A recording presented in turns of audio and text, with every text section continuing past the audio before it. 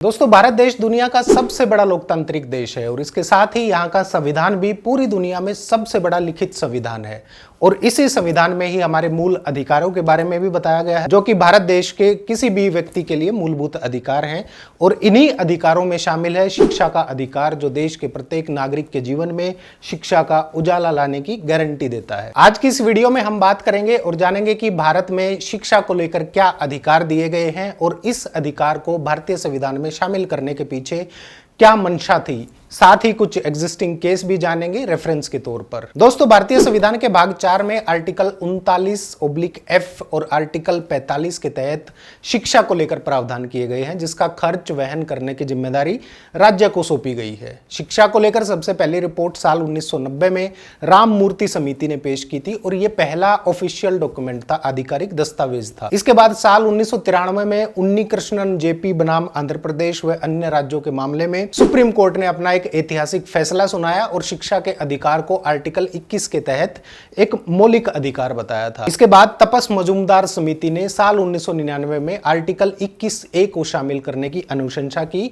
और साल 2002 में 86वें संशोधन के साथ शिक्षा के अधिकार को भारतीय संविधान के भाग 3 में मौलिक अधिकार के रूप में शामिल कर दिया गया। भारतीय संविधान में आर्टिकल 21A जुड़ जाने के बाद 6 साल से लेकर 14 साल तक के बच्चों के लिए शिक्षा मौलिक अधिकार बन गई और इसके साथ ही शिक्षा का अधिकार अधिनियम 2009 का गठन हुआ और इस एक्ट के तहत स्कूल ना जाने वाले बच्चों के लिए एक पर्टिकुलर एज, उपयुक्त उम्र आयु से संबंधित क्लास में भर्ती करने का प्रावधान भी किया गया। इस अधिनियम के तहत केंद्र और राज्य के बीच जिम्मेदारियों को लेकर भी अहम जानकारी दी गई है, प्रोविजन किए गए हैं।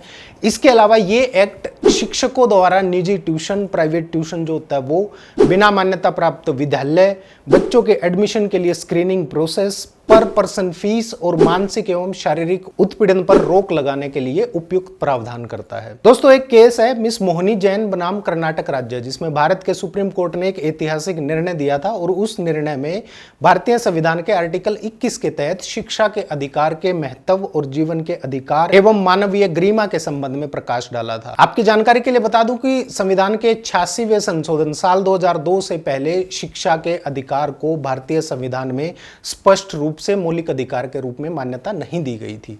साल 2002 के संशोधन में आर्टिकल 21A पेश किया गया, जो कि शिक्षा के अधिकार की गारंटी देता है। हालांकि मिस मोहिनी जैन बनाम कर्नाटक राज्य के मामले का फैसला इस अमेंडमेंट, इस संशोधन से पहले ही दिया गया था और यह फैसला बेहद महत्वपूर्ण है, क्योंकि इसने शिक्षा के अधिकार को एक इनहेरेंट फंडामेंटल राइट और जीवन के अधिकार के एक बेहद महत्वपूर्ण हिस्से के रूप में स्टेब्लिश किया है, स्थापित किया है। और तब से ही भारतीय अदालतों ने स्वास्थ्य, पानी और भोजन के अधिकार जैसे अन्य सामाजिक और आर्थिक अधिकारों को बनाए रखने के लिए आने वाले दूसरे मामलों में इस फैसले को बतौर रेफरेंस के तौर पर लिया जाता है और भरोसा किया जाता है। दोस्तों, मिस मोहिनी जैन बनाम कर्नाटक राज्य के इस मामले में उत्तर प्रदेश की रहने वाली कुमारी मोहिनी जैन ने कर्नाटक के एक प्राइवेट कॉलेज में, श्री सिद्धार्थ मेडिकल कॉलेज नाम था उसका, उस मेडिकल कॉलेज में मेडिकल कोर्स के लिए एप्लीकेशन लगाई थी, आवेदन किया था। कॉलेज ने रुपए जमा कराने का अनुरोध किया और पहले वर्ष की ट्यूशन फीस जो थी वो 60,000 रुपए और बाकी जो बचे हुए सालों की फीस थी उसको कवर करने के लिए बैंक गारंटी मांगी। जैन और उसका परिवार जो राशि मांगी गई थी उसको वहन करने में सक्षम नहीं थे, इसलिए कॉलेज ने उन्हें प्रवेश देने से इनकार कर दिया, एडमिशन करने से मना कर दिया। इसके बाद मिस जैन ने कर्नाटक सरकार के खिलाफ सुप्रीम कोर्ट में याचिका दायर की, जिसमें उस अधिसूचना को चुनौती दी गई जिसमें प्राइवेट मेडिकल कॉलेजों को उन छात्रों से हाई ट्यूशन फीस लेने की अनुमति दी गई थी जिन्हें सरकारी सीटों पर प्रवेश नहीं मिलता था, एडमिशन नहीं मिलता था। इस मामले में प्रतिवादी के रूप में कर्नाटक मेडिकल कॉलेज एसोसिएशन और श्री सिद्धार्थ मेडिकल कॉलेज भी शामिल थे। अब इस पूरे मामले में माननीय सुप्रीम कोर्ट के सामने 3 मुख्य प्रश्न थे।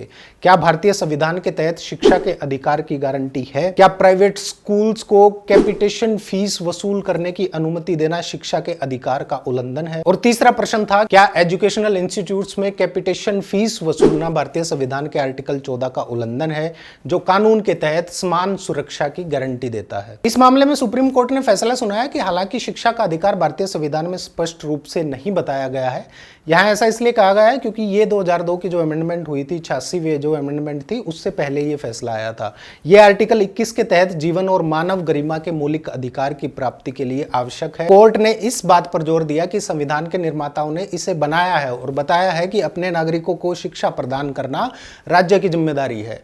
कोर्ट ने यह भी पाया कि जो प्राइवेट एजुकेशनल इंस्टीट्यूट हैं उनको फीस के लिए कैपिटेशन फीस लेने की अनुमति देना शिक्षा के अधिकार का उल्लंघन है, और इसकी आड़ में जिन छात्रों को सरकारी सीटें नहीं मिली उनसे हाई फीस वसूल कर जो प्राइवेट इंस्टीट्यूट हैं वो योग्यता के बजाय वित्तीय फाइनेंशियल कैपेसिटी है उसके आधार पर जो है शिक्षा पहुंचाने तक सीमित कर रहे हैं। दोस्तों, मिस मोहिनी जैन बनाम कर्नाटक राज्य का निर्णय एक बहुत ही महत्वपूर्ण फैसला था, क्योंकि इस फैसले ने शिक्षा के अधिकार को आर्टिकल 21 के तहत जीवन के अधिकार के तहत एक अनिवार्य हिस्से के रूप में स्थापित किया है। कोर्ट के फैसले ने इस बात पर जोर दिया कि शिक्षा मानव गरिमा और व्यक्तिगत विकास का एक प्रमुख पहलू है। इसके अलावा कोर्ट ने यह भी माना कि राज्य के एजेंट के रूप में कार्य करने वाले प्राइवेट संस्थानों का कर्तव्य है कि वो उच्च शिक्षा को एक समान रूप से बिना किसी भेदभाव के सभी तक पहुंचाना सुनिश्चित करें। इस निर्णय ने एक मिसाल कायम की है कि एजुकेशनल अपॉर्चुनिटीज किसी व्यक्ति की फाइनेंशियल कैपेसिटी तक सीमित नहीं होनी चाहिए।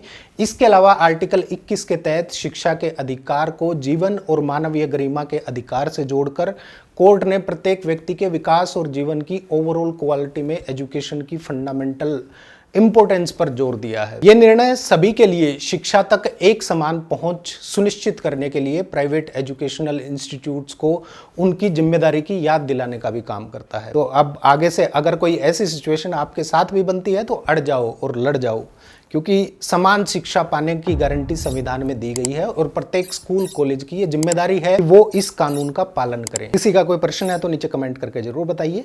नमस्कार।